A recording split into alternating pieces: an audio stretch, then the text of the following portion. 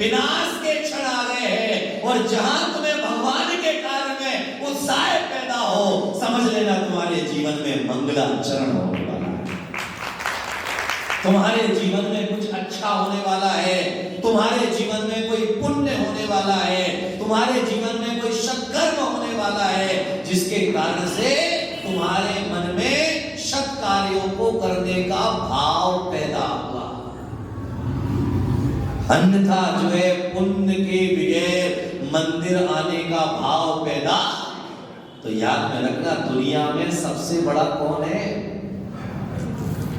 ना बाप, ना बेटा, ना अध्यक्ष, ना मंत्री, ना भगवान, ना तीर्थंकर, ना मुनिराज, सबसे बड़ा कौन है?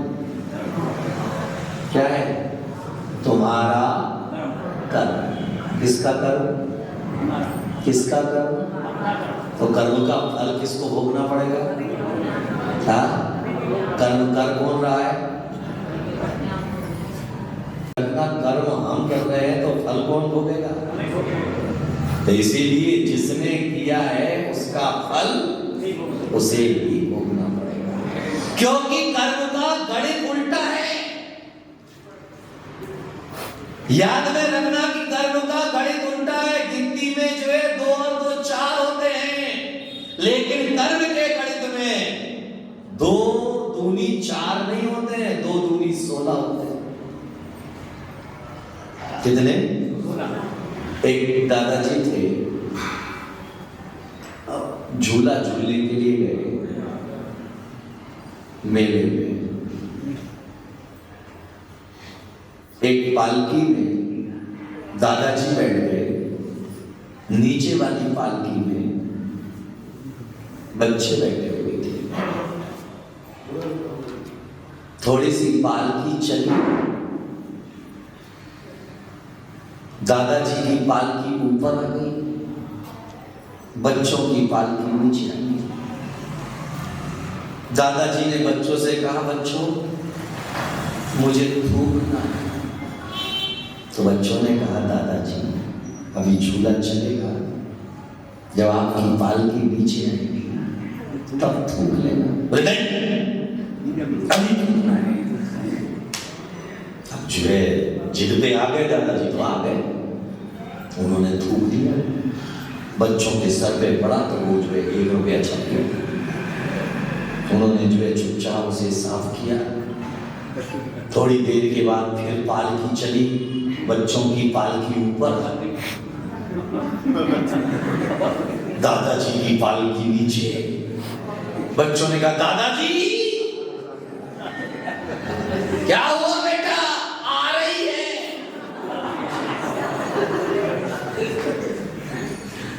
दादाजी ने कहा, मैं तुम्हारी दादी का उम्र का हूं, तुम्हारे पिता का बाप की उम्र का हूं, ऐसा मत करो। बोले नहीं, आ रही है, अरे डट जा। बच्चों ने कहा, डटने को तो हमने आपको भी कहा था, उसे तो आप भुटक सकते थे, लेकिन ये रोकने से भी रुकने वाली नहीं है। और आगे आप समझ सकते हैं क्या हुआ। ये कर्म है, ये कर्म है कि जो हमने खुशी खुशी में जो है हमने अपनी अकड़ में आकर के बांधा है, उसका फल इतिहास गवाह है। इतिहास गवाह है कि चाहे कोई भी हो, बड़े से बड़ा भी, लेकिन जो है कर्म से कोई बच। पाप कर्म के उदय में परेशानी आती है, चारित्र मोहिनी कर्म के उदय में व्रत छूट जाते हैं, और पुण्य कर्म के उदय में गया हुआ भी लौट करके आ जाता है। तो इसीलिए ध्यान में रखना कि ऐसे कर्म बांधते समय विचार करना, जब तुम्हारे मन में किसी की निंदा करने का भाव पैदा हो तो सोच लेना बेटा, तिहाड़ जेल जाने की तैयारी करना, क्योंकि उस तिहाड़ जेल में तो पैसे देकर के बाहर निकल आओगे, लेकिन इस कर्म की तिहाड़ जेल में जाओगे तो कोई बचाने वाला। और किस कर्म का फल? किस कर्म का फल? जो तुमने, क्योंकि एक कर्म का फल होता है नीम की तरह, एक कर्म का फल होता है हलाहल की तरह, एक कर्म का फल होता है विष की तरह। याद में रखिएगा कि नीम की तरह अगर कड़वा फल मिला है तो वह भगवान जिनेंद्र के दर्शन करने से, दिगंबर मुनिराजों के दर्शन करने से वह कड़वाहट मिठास में परिवर्तित हो सकती है। वह कर्म बिना फल दिए तुम्हारे जीवन से जा सकता है। लेकिन अगर विष के समान तुमने कर्म बांधा है तो विष के समान कर्म बांधने पर वह कर्म का फल तुम्हें मिलेगा ही मिलेगा, उसे कोई बचा नहीं सकता है। और वह कर्म कौन सा है? निकाचित कर्म। कौन सा कर्म? निकाचित कर्म। निकाचित कर्म का मतलब क्या है? पत्थर पर खींची गई रेखा के समान। किस पर? दादाजी, इसमें भी कर्म बनेगा, क्योंकि वह तो बच्चा है, लेकिन बच्चे को समझाना अपना काम है।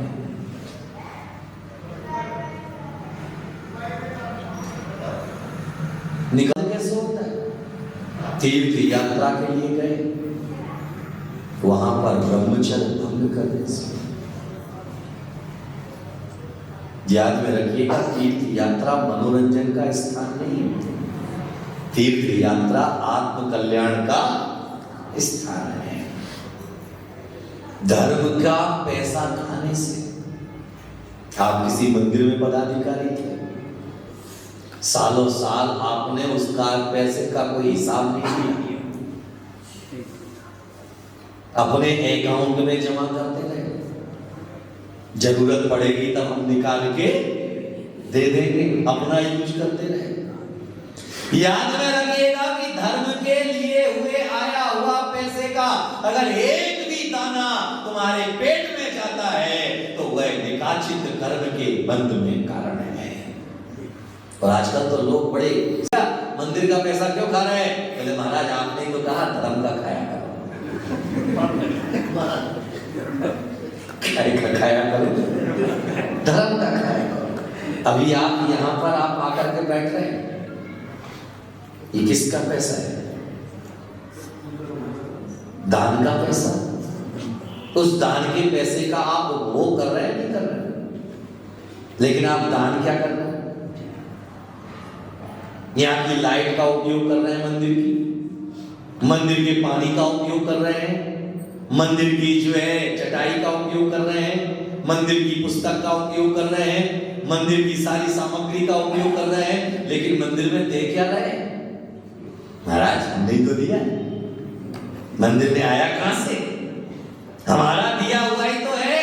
अरे भाई तुम्हारा दिया हुआ है, लेकिन तुम्हारा एक दिन का दिया हुआ है, रोज का दिया हुआ नहीं है। और जितना तुमने दिया है उससे ज्यादा तो तुमने उसका भोग कर लिया है। याद में रखना, जितना उसका उपयोग करो उससे 4 गुना दान करो।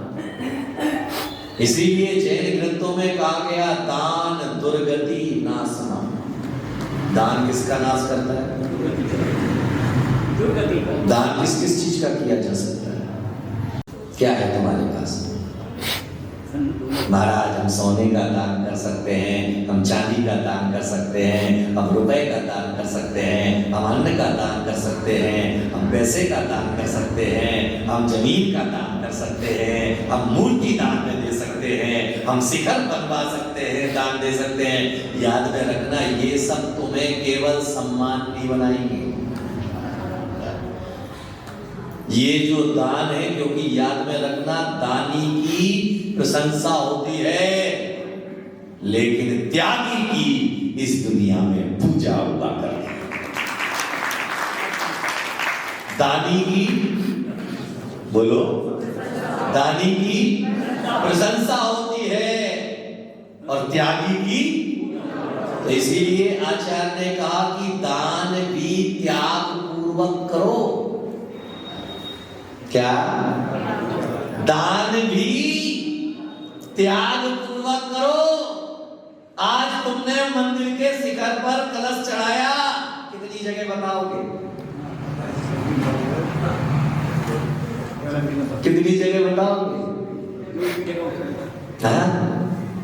एक छोटा सा प्रश्न आपसे पूछता हूं, आप शिखर जी गए, वहां धर्मशाला बन रही थी, मंदिर कमेटी ने कहा कि भाई सेठ जी धर्मशाला बन रही है, एक कमरा आपके परिवार के नाम से बन जाए, 2,51,000 रुपए का खर्चा है, उस कमरे के बाद आपका पत्थर लगाया जाएगा, अगले साल तक ये कमरा बनके तैयार हो जाएगा। 1.5 साल के बाद आप समवेत शिखर दर्शन करने के लिए गए, किस कमरे में रुकना चाहोगे? अरे बोलो। है? सबसे पहले देखोगे हमारा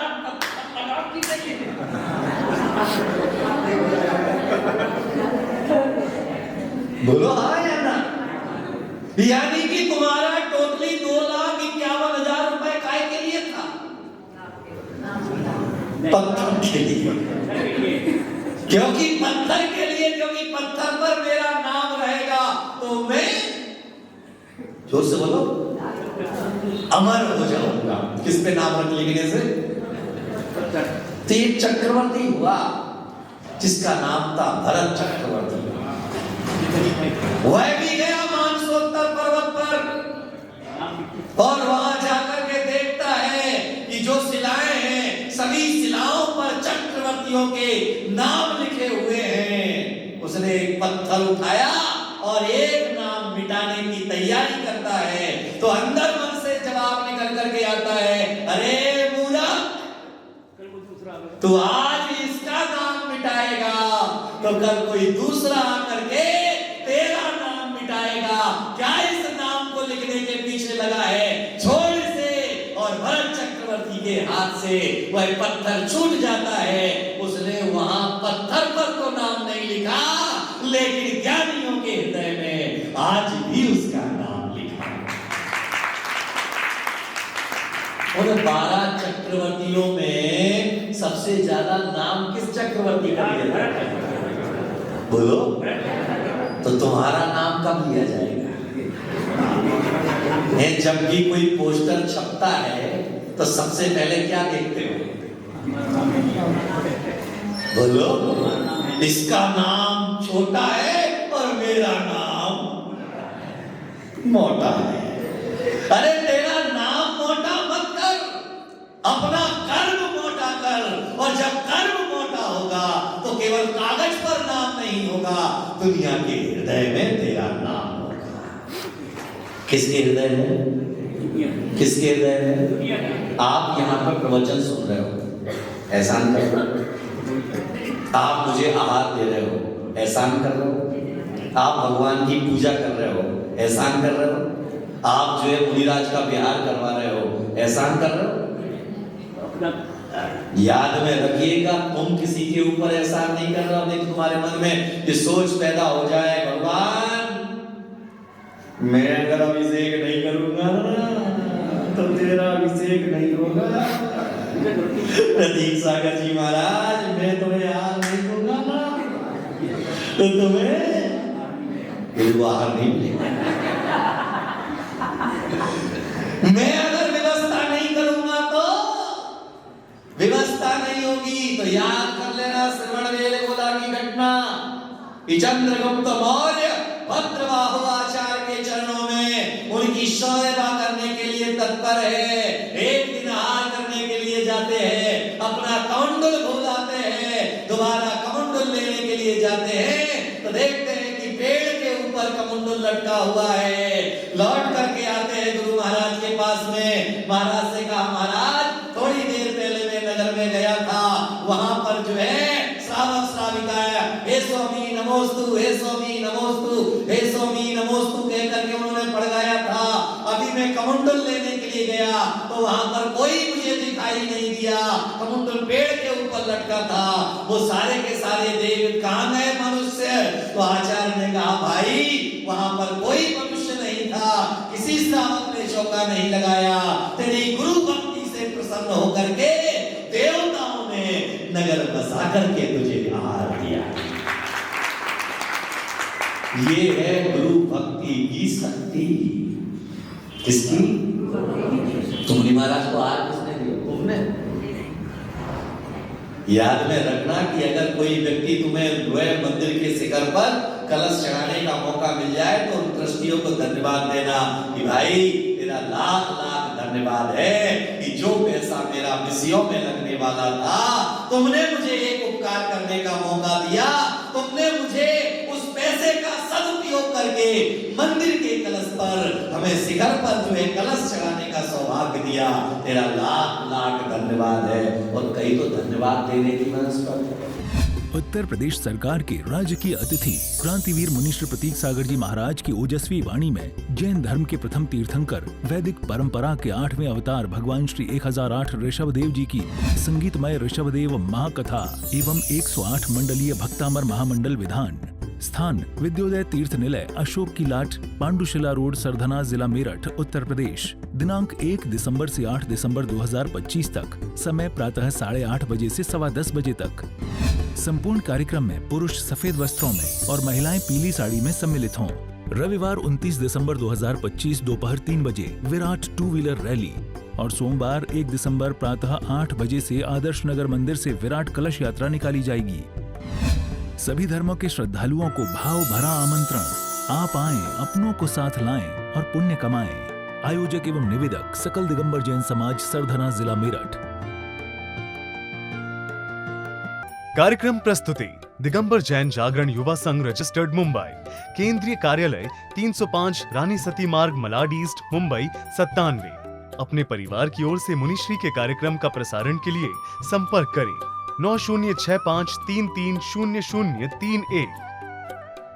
बैंक विवरण दिगंबर जैन जागरण युवा संघ, सेंट्रल बैंक ऑफ इंडिया, खाता संख्या 3424988837, IFSC CBIN 0280454।